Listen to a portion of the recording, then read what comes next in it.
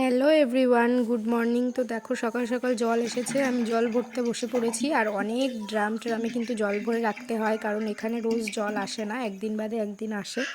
তো সেই জন্য তাড়াতাড়ি জল টল ভরে স্নান করে পুজো দিয়ে নিলাম। আজকে তো রাম মন্দির উদযাপন, তোমরা সবাই জানো।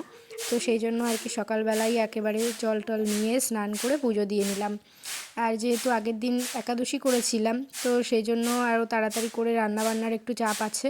সেই জন্য ভাবলাম নিরামিষ রান্না করব আজকের দিনে সব। তো অনেক কিছুই রান্না করব ভেবেছি। আর সকালে দেখো রুটি আর সাদা আলুর তরকারি করেছিলাম ব্রেকফাস্টে, সেটাই খেলাম। এত ভালো লাগে, আমি রুটি খেতেই পারি না। তো যাই হোক, কালকে তো সারাদিনটা রুটি তরকারি খেয়ে কাটিয়েছি।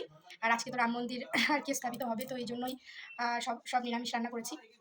তো দেখো কি কি রান্না করেছি। তো এখন এই যে দুদিন পর, কালকে খাইনি, আর আজকে হাফ দিন তো চলে গেল এই দুপুরবেলা, এখন খাওয়া দাওয়া করবো। তো আমার রান্নাবান্না কমপ্লিট, আর তাড়াহুড়োতে তোমাদেরকে শেয়ার করতে পারিনি রান্নাটা। তো আলুর দম, ফ্রায়েড রাইস, পায়েস আর চাটনি করেছিলাম।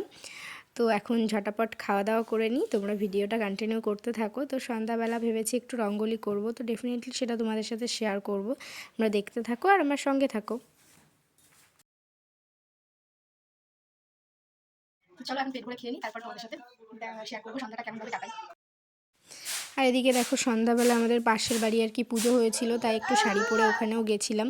তো তারপর ঈশানকে একটু দুধ খাইয়ে নিলাম, দুধ টুধ খাইয়ে আমি চলে আসলাম রঙ্গোলি করতে। তো এটা কেমন হয়েছে তোমরা সবাই বলো।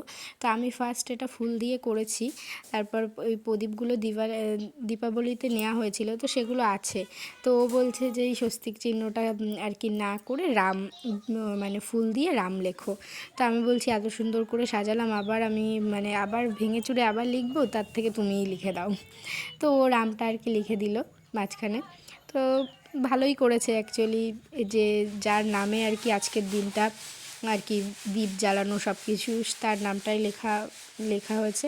তো যাই হোক, ওটা দুজন মিলে এটা করলাম। তো এই ভিডিওগুলো সব ওই করে দিচ্ছিল বসে বসে, আর আমি দেখো এই যে দীপগুলো জ্বালালাম সব।